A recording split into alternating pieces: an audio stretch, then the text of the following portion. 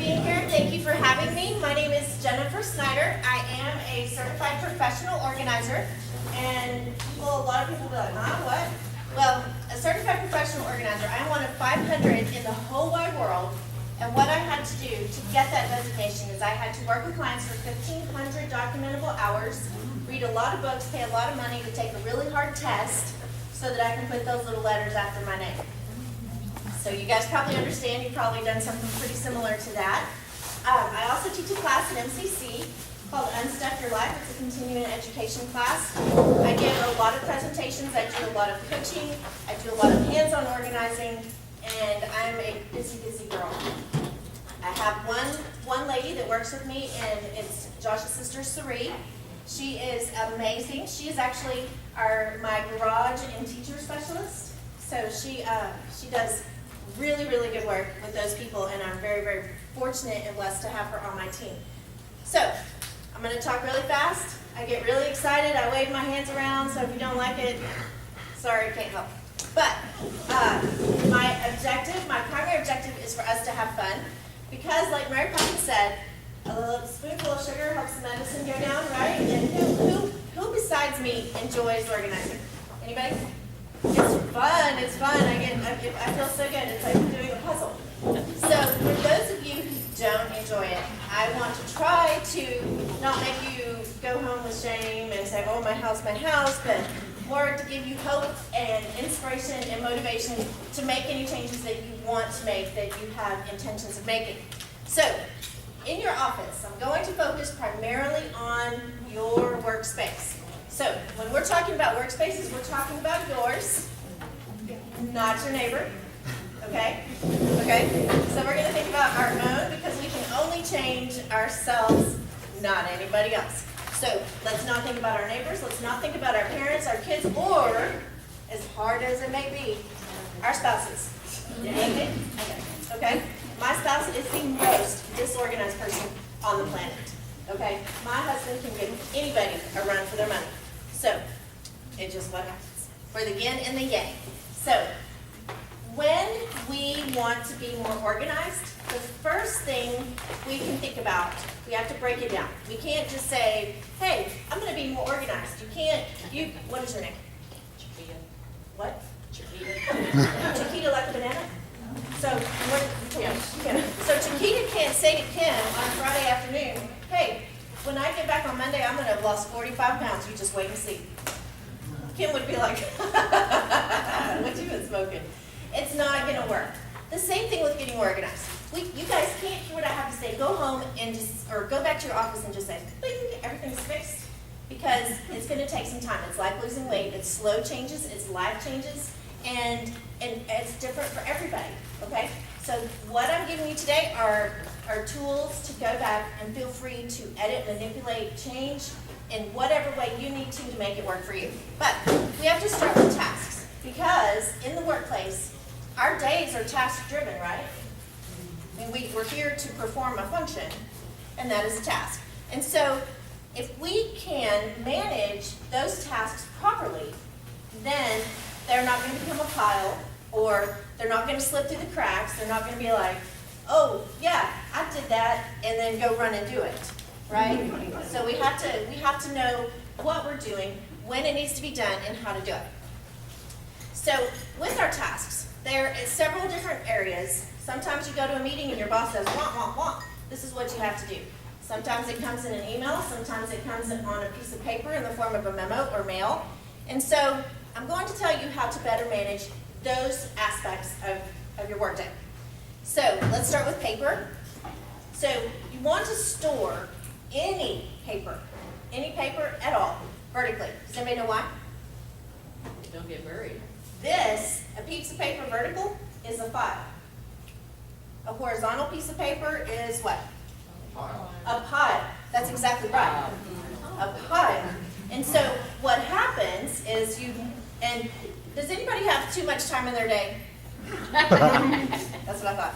So then you have something, and regardless of how important it is, it's sitting on your desk, and somebody puts something on top, and then you put something on top, and it just keeps coming. And this really important piece of paper is on the very bottom. How many of you pull from the bottom of the pile when managing your pile workload? You take from the top, right? So that pile becomes this, the more that gets in the pile, the more this becomes this gaping crack that something important can slip through, right? And nobody's job here is important, right? That's what I thought. So everybody here has a purpose. Everybody here has something important to do. So if you can keep those vertical, put them in files, use pencil, write on the tab of that file folder what it is, and then when you're through with it, instead of throwing it away, scratching it out, writing it something else on there and where it looks really ugly, just erase your pencil and start it. Okay? Pencils are going to go a long way with being organized. And then you want to sort by urgency. And in Jennifer needs a pen language, urgency is urgent means 24 hours. Okay? If it is something that has to be done in 24 hours, but let's say in a work scenario by the time you leave by the time you leave today, or as soon as you get to work tomorrow, you should have an urgent folder. And you can write urgent in pen or marker or Crayola or whatever you want. But urgent, immediate is within 7 days. Okay? Pending is 30 days. So a lot of times pending will be things that you commit to, and then you need to remember that you committed to it, right? That would be in pending. Now sometimes you're going to have big files of stuff that would need to go in these folders, and by putting big files, it wouldn't work. So what you can do is take one sheet of paper, like something that you printed and no longer need, you can write on the back, this is what it is, it has its own file elsewhere. So you don't necessarily have to put a folder in a folder to make it work. And then review. These are things that you just have to look at. Okay? Now if you have to look at it with a deadline, it would go into one of the others. But if you just need to, if you want to look at it, a lot of us get trade publications in the mail. If there's something in there that you want to read, this is where you would put it. But I would suggest that you take out what you want to read, put it in the review file, and discard, i.e. recycle, the rest of the magazine.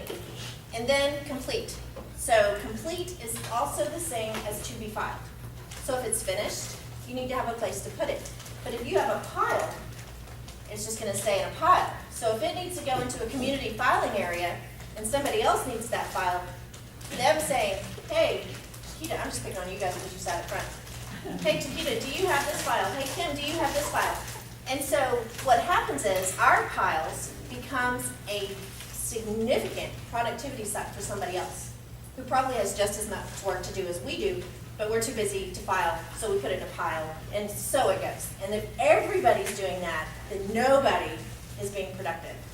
And then if we could be a little bit more productive, we might get more done and not have such a big weight hanging over us as we come to work every day. Any questions about paper? All right, I'm gonna expect questions or I'm gonna start picking on everybody. Email. Email, tell me, okay, be honest. Does anybody have thousands of emails in their inbox? Okay, I get it, but we're gonna try to move you away from that, okay? Your inbox, and if your IT person would back me up on this, okay? Your inbox should be for action items only. That means in your email inbox, anything in there, you should have to actually do something, okay? Either that's respond, or file, or forward, or complete, something like that. Only, okay? So when you get the Barnes & Noble everyday email, that needs to go away, okay? If you don't want to unsubscribe because sometimes you do like reading them, either send them to home and then delete them, or just take care of them. But and if your mom sends you emails at work, tell mom, please don't do that. I'm just going to delete them, okay? My mom used to send me, when I worked for a company, my mom would send me this, forwards. They were forwards and they just drove me crazy. Then create relevant folders for all of your items.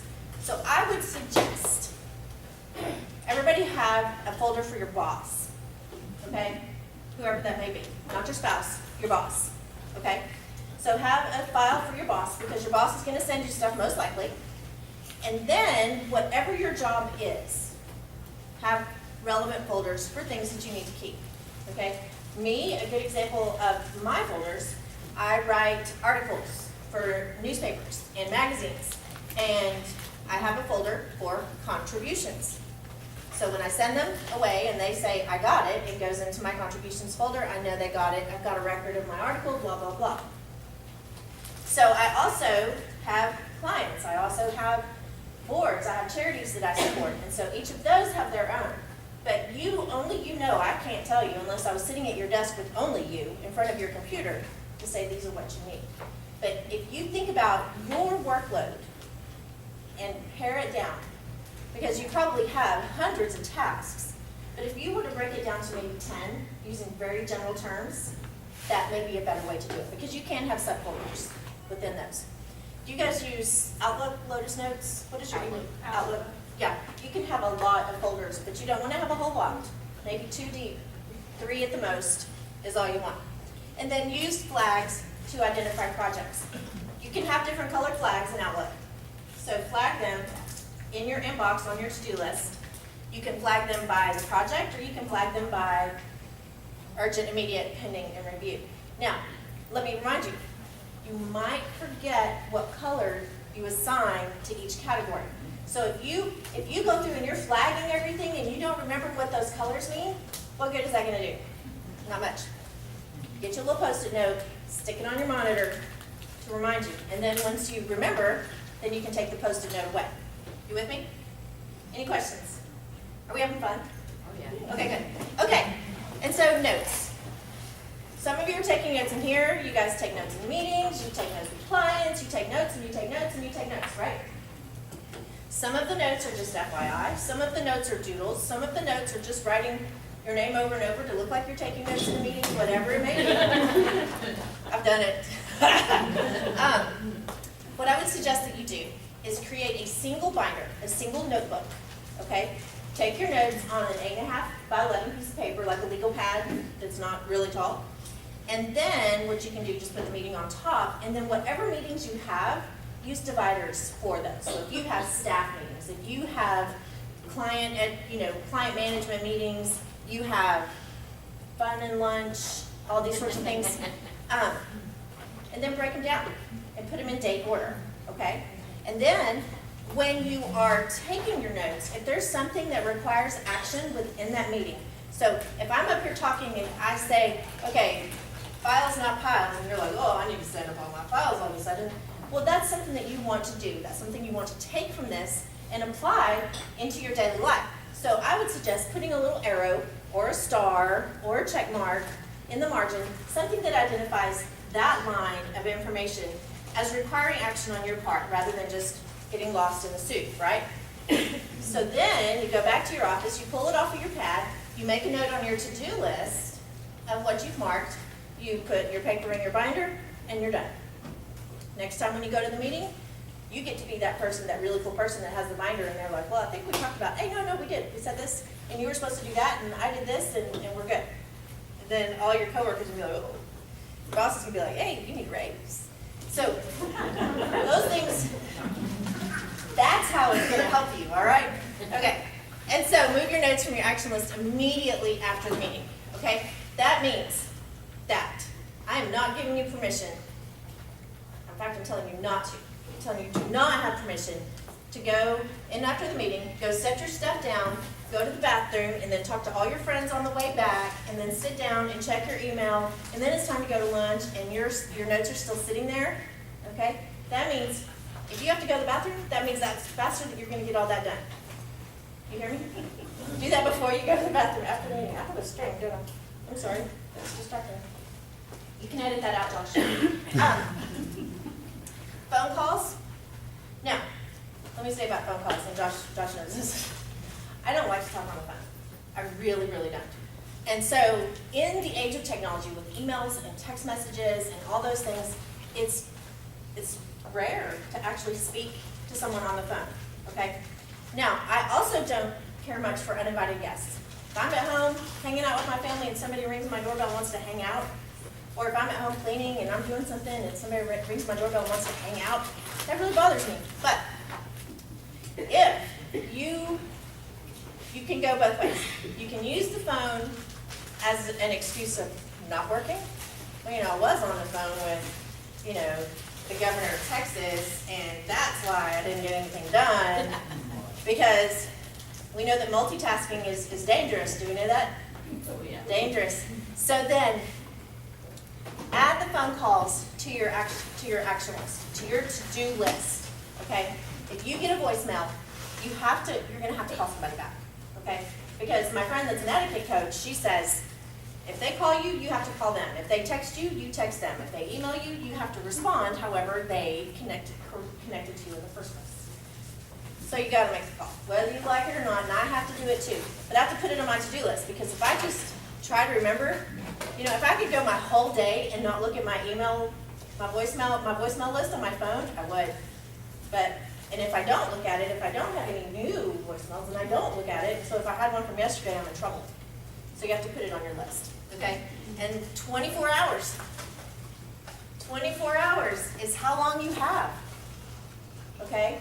Unless it's urgent, okay? If your boss calls and says, hey, we got a crisis, I need you in my office right now, and you don't listen to that voicemail for 3.5 hours, you remember that raise that you got for having that cool binder and all that information?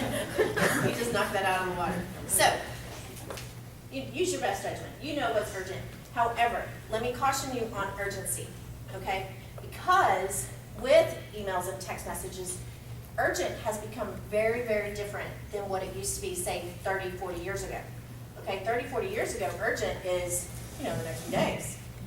Now, if someone sends you an email, they expect a response in 4 hours. Yeah. And so, if somebody expects that kind of response, and you always give it to them, they're going to continue to expect that. And then they're going to expect 3.5, because on a given day, you respond in 4, so then if it's urgent, it's 3.5. And so these people in your world are going to continually make that time frame shorter. So what your job is to say, within the constraints of your workload, I can respond to you in this much time. So a phone call from me, if you get a phone call from me in 24 hours, you're lucky, okay? Emails, you'll get an email back from me within less than 24 hours, but it'll probably be at 5 o'clock in the morning, unless it's urgent. So for me, urgent is before 5:30, 6 o'clock on any given day. If it's not urgent, then I'll wait until morning, because my family is important to me too. Any questions about phone calls? And what you can do, one more thing, it's not up here, so you have to write it down on your own, is just because your phone rings doesn't mean you have to answer. Okay? If you are in the middle of something, it is okay not to answer your phone, but I would highly recommend, if you have a partner-ish kind of thing, where you and somebody else are working really closely together on something, you need to tell them, and you need to tell your boss. So your boss will say, hey, how come every time I call you, you don't answer the phone? You say, well, remember that lady that came and talked to us at the Teach and Eat? Is that what this is called? Yes. And so she says that I don't have to. I'm not on the payroll. Okay, so we're still managing tasks. Okay, does anybody not have a to-do list? Everybody has a to-do list? That is amazing. Congratulations.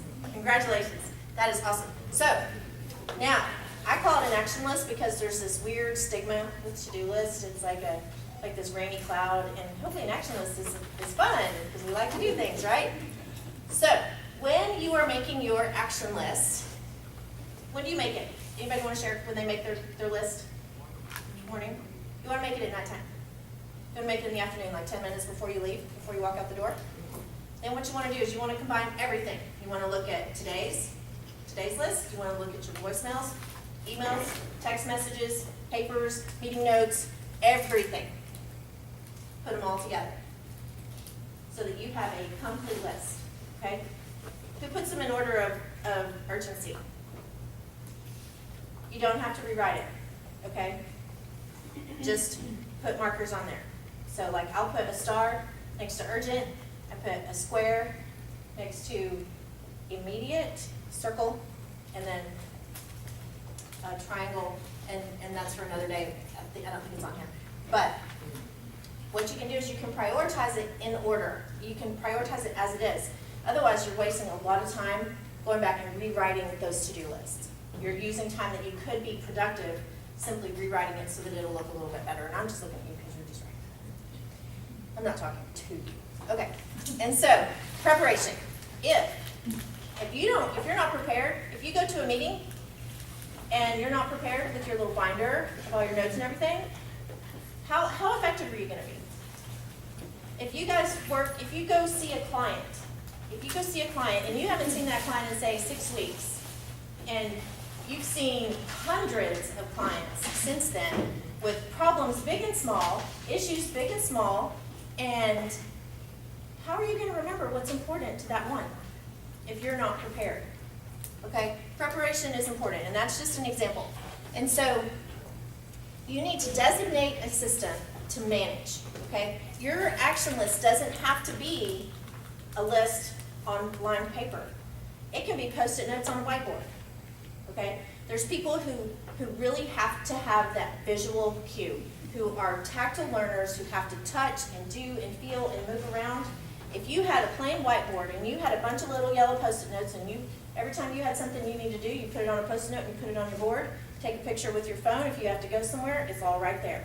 Then you come home, come back to the office, instead of checking it off, you just pop off those little Post-it notes, crumple them up, and throw them away. Goodbye. Done. That's one way of doing it. A lot of people like to work that way. And if we work better like that, and we try to put ourselves into this list, this daily planner mindset that doesn't work for us, what are we doing to ourselves? We are not very smart people. You know, we all have these things we say to ourselves in our head that just says, hey, there's something wrong with you. Why can't you do this? You're a mess. You're disorganized. You're never going to be good enough. All those things that we say to ourselves. So you can also use note cards if you want to use note cards and use your task list in there. And then you could also have a business journal where you can write it down. Have your list in the journal, and you just take that little journal with you everywhere. You can make notes in there. You can phone calls, phone numbers, all those things in the journal along with your task list. And then whatever system you choose, take it with you wherever you go. So, and I know that this Post-it note system is pretty novel for a lot of you. So what you would do to take that with you is you take your little stack of Post-it notes, right? Hopefully you have a little calendar in your briefcase or your handbag, and you just put them in there. When you get back to the office, you put them up there, and you're done. And so if that makes it more meaningful to you, you can even take that one step further, color code your Post-it notes per project or type of work that it is. And so there's a lot of ways that you can do that. And I'm not going into a lot of detail, but if you guys are interested in trying out that system, send me an email and I'll give you some instructions and get you started. So now we know what our work is, we know what we're going to do, we know how we're going to manage it, and so now we're going to take that into our space, right? Space is good, okay? An organized workspace is going to make you more productive, okay? It's going to make you more efficient.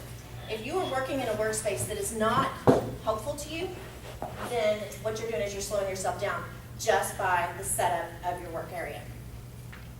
So we have reading materials. So here's our desk, right? Here's our desk. We have reading materials. We have those magazines, all those things that I told you to tear out and get rid of. But stop them at the source, okay? If you don't read them, don't let the mail delivery even bring them to you, okay? Send them a note, hey, love the magazine, don't read it, don't need it, don't waste your time on me, okay? Opt for higher end publications. So most industries, I've got them in mind. My husband is in water. He has free magazines we got 3 of the same magazine addressed to him that he didn't even pay for. And so I finally was like, you got to do something about this. So if you opt for higher end publications, for me, Fast Company is a higher end publication. I will pay for it because I like it, okay? But if I get a free magazine, and anybody who's had kids know you get like the Parents magazine for free for a little bit because they want you to subscribe and all that. If you don't pay for it, I would just say, no thank you, okay? Because who has time to read magazines at work? So what happens is those magazines arriving in our office are making us feel guilty. here is a tree that died so that I could have this magazine, and I'm not reading it, okay? So, opt for higher end publications. If you don't pay for it, reconsider whether or not you even accept it. Keep only what you need, and then you can use RSS feeds, you can use subscriptions, electronic subscriptions, and that sort of thing. And then use a bookshelf. If you have reading material, whether it's journals, whether it's laws and legislation, use a bookcase to put those in. Vertical, because books can make piles too, okay, even though they have a spine. And then if you do have one with the binding, the little black binders, try to put a label on the outside, because if you have a lot of the black binders, you still don't know what's what. Okay. Filing. Anybody love to file? Oh my gosh, I love to file. I'm a freak of nature. But when you're filing, okay, you have something to file. First, you want to know, why are you saving it? Where am I keeping it? Okay, just in case is not a good reason. Okay, is there an electronic version? If you want to keep something just in case, keep it in an electronic version. Okay, instead of cluttering up your valuable space with just in case paper. So, is the space laid out for effective filing? So if your desk is here and your filing cabinet is way across the room, and you're on the phone with the governor, again, we're good friends now.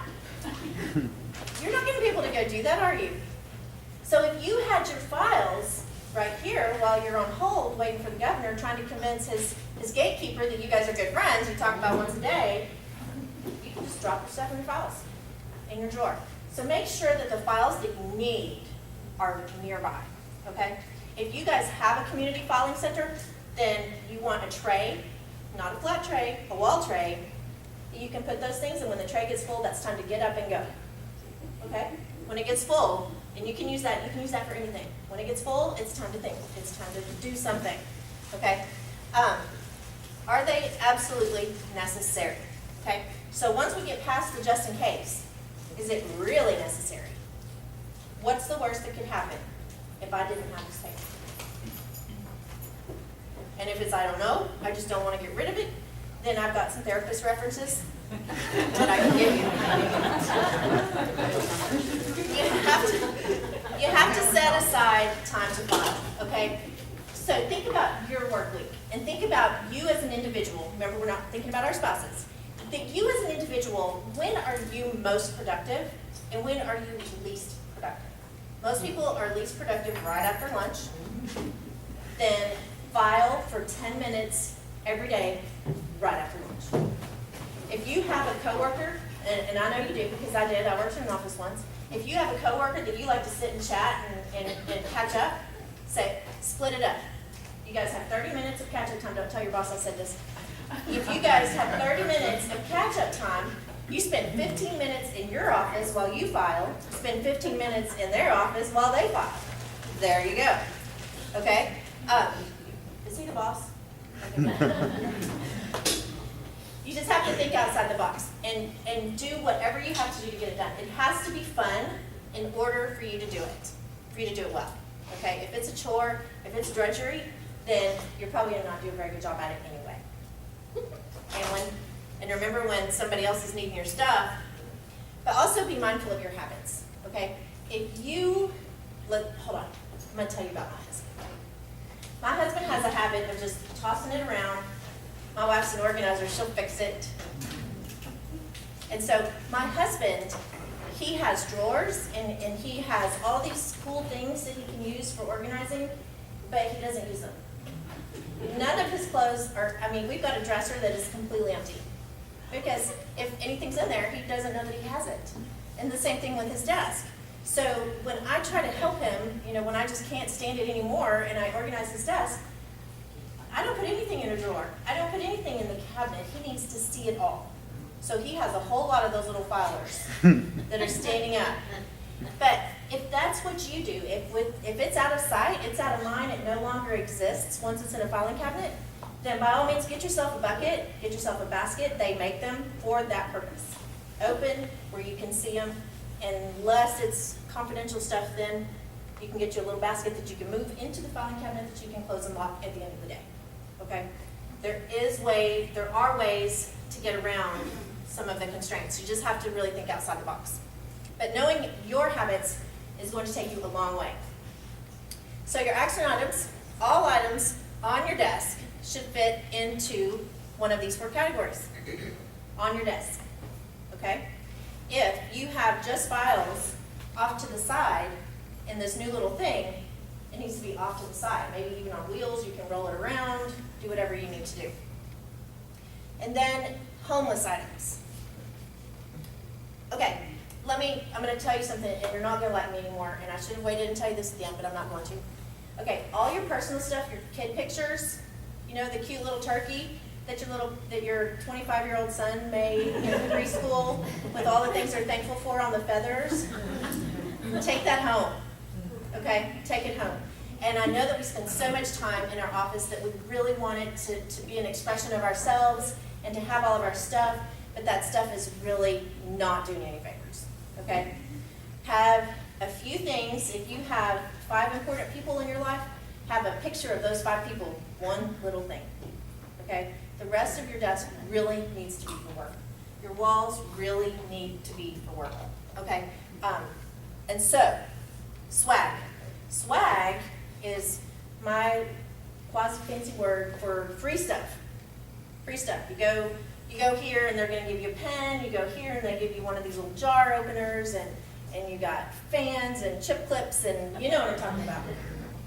How many of you guys need more chip clips? Do you really? Clothespins with washi tape, much better. Oh. You don't need the swag, okay? Clothespins could do something besides be a chip clip. A chip clip that says Central National Bank, really? So it's all about things that are fun and pretty and that you like. And then tools. And by tools, I mean your stapler, your tape dispenser. I don't use staples. What I do sometimes, but not typically, I'd rather use a paper clip because too many staple papers in a folder makes it lopsided. Okay, you know, I'm an organizer. What can I say? So there's no reason for there to be a stapler on my desk. I use them sometimes. It's in my drawer. I pick it up, I do my thing, and I put it back in the drawer. Tape. I don't use tape very much. I just don't. However, I use my laptop, I use my mouse, and I use some other little things that I have out and around, like washi tape. So that stuff is where I can get it, okay? So your tools, just because a tape dispenser and a stapler and a desktop calculator come with a desk, doesn't mean that it has to be on the desk, okay? If you aren't in accounting, there's no reason for you to have a calculator this big and store 30 rolls of tape in your drawer, okay? If you're in accounting, absolutely. But if you're not, then I would say you don't need that. Food. Do you guys have a policy on food at your desks? You should. You should. Don't, trust me. Trust me. Do not eat at your desk, okay? And you'll know, by the time we leave here today, you're not gonna want to, but just trust me, okay? Food brings roaches. Food brings mice. Mice bring snakes, even when you're downtown, okay? Food, it. So, printouts, okay? Printouts are homeless items. So you get an email, you see a really cool website, you're gonna print it out. What are you gonna do with it now? Review, hopefully recycle, okay? Don't print it unless you need to, okay? I recognize that sometimes it's easier to see, it's easier to edit, you can make changes, you can follow along with your finger better, all those things. But if you don't have to print it out, don't, okay? You can even make you an Allo folder that says figure it out later and put it over there, okay? But you don't have to print it to figure it out later. And then gifts. We all give each other gifts. You guys have like Secret Santas at Christmas and stuff like that, yeah? And so we get these gifts that we don't really want, but somebody gave it to us and we feel bad, and so we need to keep them. And, you know, oh, the girl next door, if I got rid of it, then she'll see that I got rid of it and it'll be terrible. Let me tell you something else my etiquette friend told me. Once you give a gift and the receiver says thank you, your connection to that gift is OVER, overdone, okay? Don't be that mother-in-law that says, hey, Hey, where's that purple tiger I gave you 10 years ago for Christmas? Don't be that. Don't be that, okay? But when you receive a gift, when you say thank you, your obligation to the giver is over, okay? You do not, you guys probably have enough guilt in your lives without worrying about all the nitpicky little gifts that people give you, okay? I had a client one time, she told me, these people tell me they love me, but they keep giving me stuff. Why do they do that? Okay, so if you don't want those things, if you struggle with guilt over gifts, say, if you want to give me a gift, I would much rather you make a donation in my name to Advocacy Center, to Fuzzy Friends, to whatever is important to you. Or I'd rather you adopt a family and give that to them. If you like the presents, if gifts are your love language, then don't feel bad about that either. Okay? But if you don't like it, there's no reason to keep it. And you can re-gift. You can. We all do it. Pretend like we don't. Yeah. Okay, so here are some tips for your desk. We're talking about your desk, your workspace. Limit personal items. We've already talked about that. Reorganize at the end of the day so that when you come into your office, so if you make your action list at the end of the day and you tidy up at the end of the day, so when you come in the next morning, you're not, oh, man, look at that. All that coffee that I just drank just went out the window because now I'm just overwhelmed and I'm disheartened just by looking at this space. Why can't I go to my friend's office and sit in her room for about 30 minutes? Maybe she'll file. And you want to come in and say, check it out. Here I am. I'm going to do something today. I'm going to make a difference. I'm going to rock this job today. And you sit down and you get to work. And then your friend comes in and like, hey, I'm so glad you're here. I have some filing to do. But if a pen doesn't work, throw it out. I am not kidding. And you guys have seen it. People will pull out a pen and they'll try to write and it doesn't work and they'll put it back in the jar and get another one. Just throw the darn thing away. Move staplers, tape dispensers, and calculators to a drawer. Use empty paper boxes for paper to be shredded or recycled. It goes under your desk, but when it gets full, take it. Do something with it, okay? Something else that's not up here, if you have guest seating in your office, in your workspace, sit over there for a minute. I can't tell you how many businesses I've gone and sat in the office of someone, I'm coaching them on productivity and efficiency, and I was like, hey, what's that over there? Oh, that's my shred. It's like, but it's spread all over the floor. Your clients can see that. Oh, I had no idea. You want to know what people coming into your office see. So sit on the other side for a minute. Empty boxes are great for recycle. We have a problem with shred and confidentiality. We have locked bins for shredded items, and all of our stuff should go there, not open boxes. Right. So I would say, do you guys go at one at a time, or could they do it at the end of the day? Could you take your shred and drop it in the box at the end of the day as you're tidying up? Would that be okay? Then there, you don't even have to wait till it's full. Just do it every day. Simple. Okay. Thank you. So limit guest seating, but also sit to see what they see. Keep all of your supplies in one drawer. So your stapler, all that stuff can go in one drawer. Color code projects, never lay anything flat. Now, let me tell you one other neat little thing to do. You guys have confidentiality issues. I was asked to go into a bank and do an organizing assessment of all the banks. Now, bank stuff is confidential. I don't want just anybody knowing about my stuff. And so they had all these desks out in the lobby with all these stacks of papers.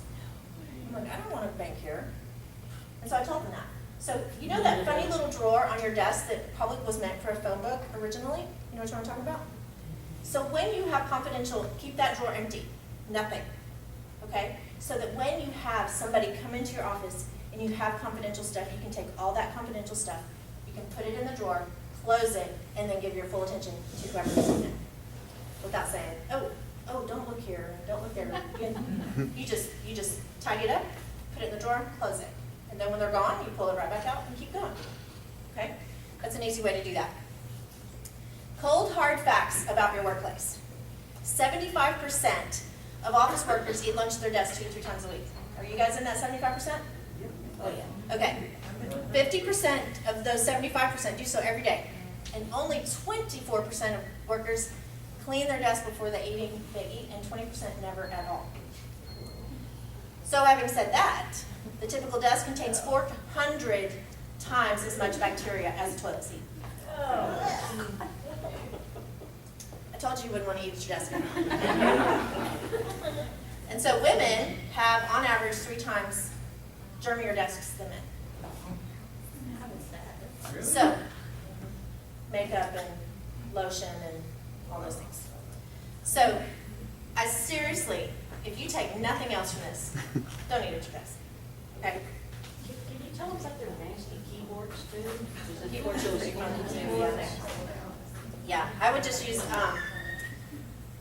clean your keyboards, use alcohol, those alcohol wipe things that come in a first aid kit.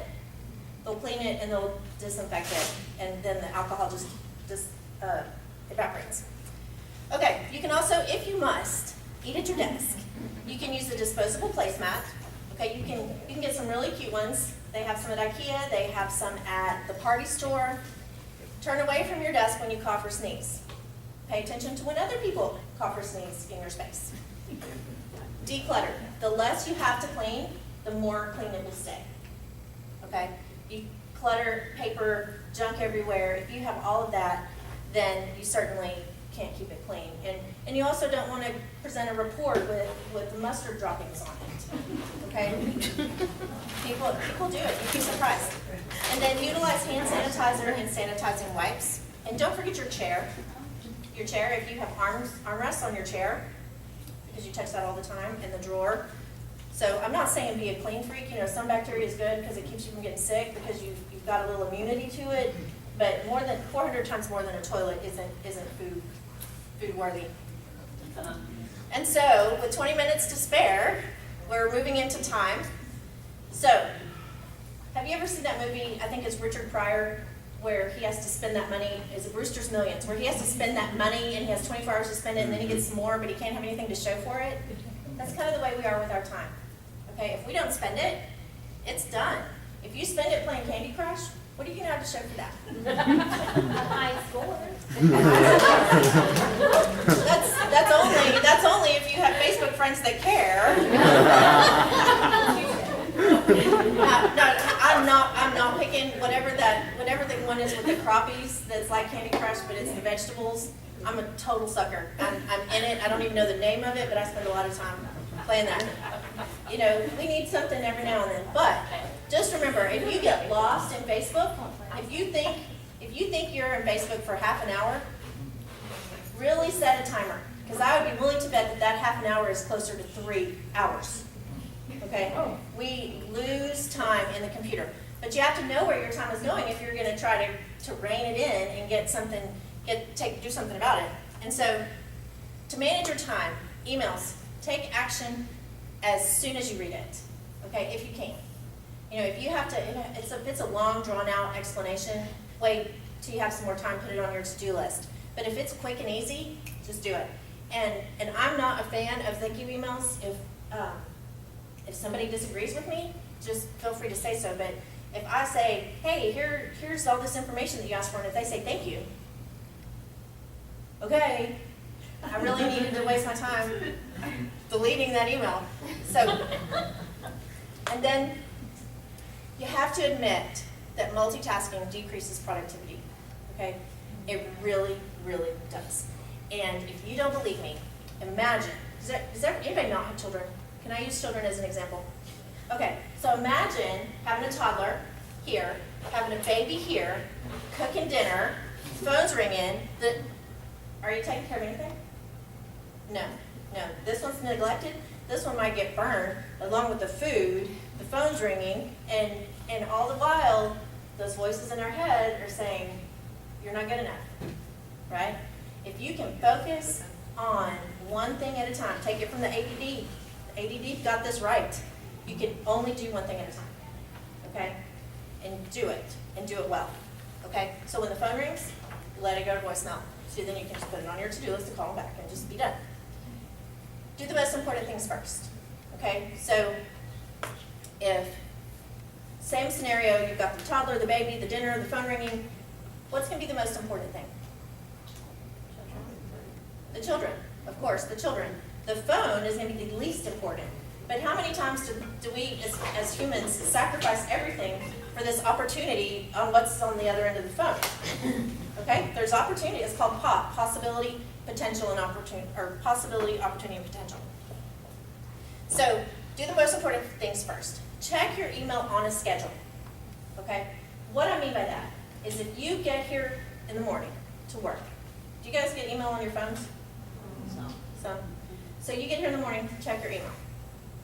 Take care of what you need to take care of, and be done.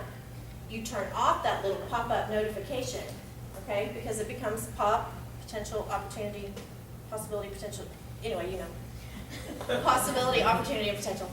And then we're going to stop doing what we're doing to go over here, and it takes 8 minutes to get back on track once we've been distracted, okay? So if you turn that off, you check your email when you get to work, you check it mid-morning, you check it before lunch, after lunch, mid-afternoon, and before you go home, okay? Then your day isn't dictated by your email. That would make a significant difference. And then, like I told you before, know when you work best. If mornings, I am a morning person. I can do anything at 5 a.m. 5 p.m., I don't do much, okay, if anything. So, know when you work best. Get the hardest work done when you are most productive. And then be mindful of your keystrokes. You know, remember when I told you only have 1, maybe 2 folders deep in your Outlook? Well, if you have to go click, click, click, click, click, click, click to get to what it is that you're looking for, that's too long, okay? That means that your categories are too detailed. You need to broaden your categories and try to have more things in fewer folders. And then prepare tomorrow's action list today. This is important. This is important, and a lot of people are like, do what? When I say only schedule 50% of your day, that is exactly what I mean. When you start your day and you have 8 hours of dedicated work time, 50% of that should be dedicated to clients, to meetings, to those sorts of things, because you're going to have recovery time. And if you don't have that recovery time, it is going to stretch out into your personal time. Okay? And so you're going to have that recovery time. You're going to have to make notes. You're going to have to clear your brain and go from this client and their unique situation and circumstances to this client, because you certainly don't want to get them muddled, because then you have a confidentiality issue. Hey, wasn't that you that did this? And they're like, no. Who was that, I wonder? You don't want to be in that position, okay? But you need a chance to get your head leveled out. You need to get your heart in a good place, because you guys are doing hard work here, okay? And so you just need to make sure that you recover. Any questions? So use the first 30 minutes of your day to plan the entire day. Know what your day is going to hold. And then keep a time journal to see where your day is actually spent. If you feel like you just don't have enough time in your day, sure, your workload may be heavy, but you're also losing time. And if anybody is interested in that, you can email me. I have one I can send you, a document that you can print. And if you plan to do that, 2 weeks is actually the best sampling of your time, because you're going to have lulls and highs and lows and that sort of thing. And so 2 weeks is usually a pretty good sampling of how you spend your time. Know your roles. Know what you're responsible for. There's people like me who are go-getters, and I may be doing things that aren't necessarily my job, but I'm doing them because somebody else isn't doing them fast enough or well enough, okay? Know your role, okay? And if somebody else in your team isn't doing what they're supposed to do, let them sink or swim on their own, okay? You're not a life preserver. And then know your goals. Know what you want to do. Know what you want to accomplish, and everything that you do should go that direction. If your goal is something as big as making a difference in the life of one person, then every day you try to do that. If your goal is to get rich helping people, then everything you do should go toward that goal, even if it's just a little tiny bit. And then, almost 1/4 of the workers surveyed report that they waste at least 2 hours per day. You guys are workers, right? So when you're frazzled saying, gee, you know, they've given me too much work, they're giving me too much work, we're underfunded, we're all this and we're all that. If you could be more productive, you could gain 2 hours, like a gift, wrapped up in a pretty box with a bow. Easy as that. And then employees 50 and over waste the least amount of time of those surveyed. You know why? They're not as comfortable with the internet. They're not as comfortable with the internet. And so this is an interesting little chart here. Socializing is 33%. If you don't want anybody to sit in your office and talk to you, take away the chairs. That's how you do it. Okay? And then have your desk so clean that they'll feel bad kind of sitting on it. Conducting personal business, personal phone calls, and long lunches or breaks. So think about where you may be losing time. It may be different than these, but this is where most people lose their time. And so without the 2 on my phone number, because I'm not perfect, 54 isn't going to reach me, but 715 will. So if you have any questions, you are welcome to, there's my phone number. I recommend that you email me. It's jennifer@needisapin.net.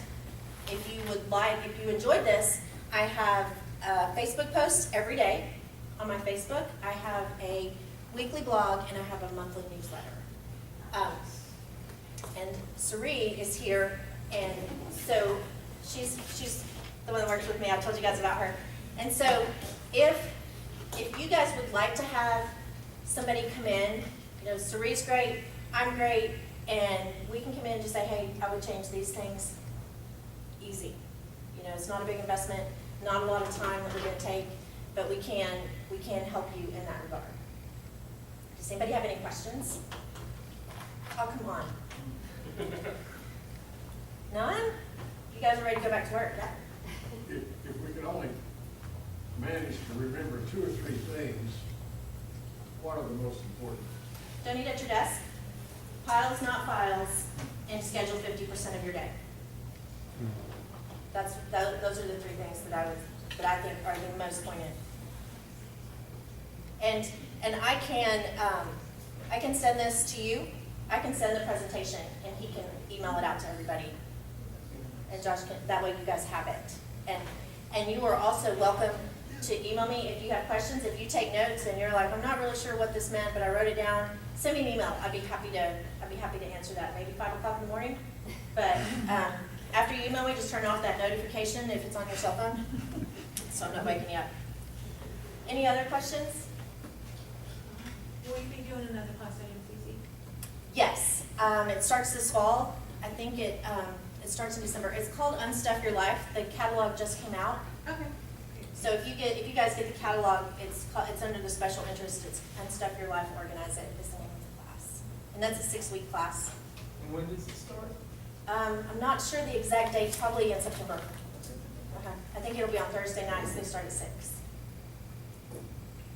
This has nothing to do with work, but do you hang or fold your jeans and pants and shorts? I fold. You fold? I fold my jeans. Now, mind you, my closet's this wide. So I hang my jeans, I hang all my shirts, and then shorts, if they're casual weekend shorts, I'll fold them. But if they're work shorts, like Bermuda shorts, then I'll hang those. I'll treat those as slacks. But you gotta make sure they all fit. If y'all want a bonus, y'all want a closet bonus? I know you do. So here's the thing. If you were a perfect size 10, everybody wants to know about closets.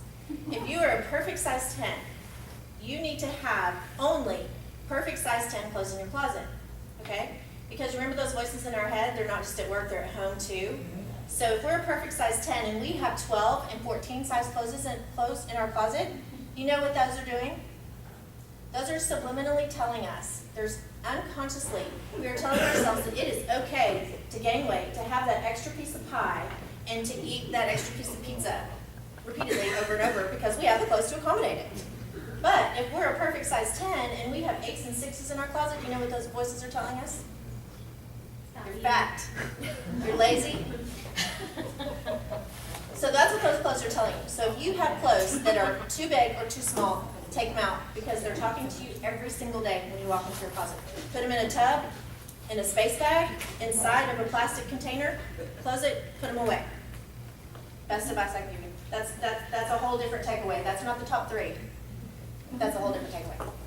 You put them away or give them away, right? Preferably give them away, but if you're not ready, you can just put them away. Any other questions? Well, thank you for having me. If you have a question that you are not wanting to say out loud, again, you can email me.